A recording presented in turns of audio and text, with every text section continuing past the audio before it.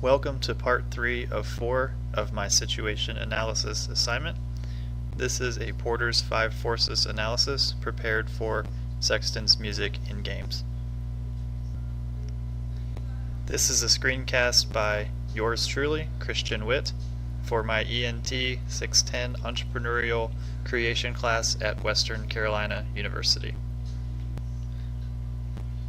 Michael Porter developed his namesake 5 forces in 1979. It is a tool used to analyze the competitive environment in terms of 5 key forces that affect a company's profitability and influence its strategy. First is supplier power, second is buyer power, third, threat of substitutes, fourth, barriers to entry, and lastly, rivalry or competition. Sexton's Music and Games will be analyzed against each of the 5 forces, which will be assigned on a rating scale of low, medium, or high, keeping in mind that the lower the rating, the better the business environment. Supplier power is moderate. While some suppliers are more abundant, such as those for new games and prize merchandise, others are less so. For example, some parts and equipment are only available through the manufacturer, and for this reason prices can be high. Also, parts for vintage and classic games are increasingly difficult to find, so for these reasons I met in the middle with a moderate rating. Buyer power is low. Sexton's Music and Games works directly with business owners and managers to determine the equipment needed to achieve their desired ambiance. These decisions are based on the customer demographics of each individual establishment. If we see that certain games aren't making money, a consideration must be made to replace them with those that will be more attractive to customers. However, if a location is generally not making money after numerous attempts to replace equipment, we retain the flexibility to drop the location.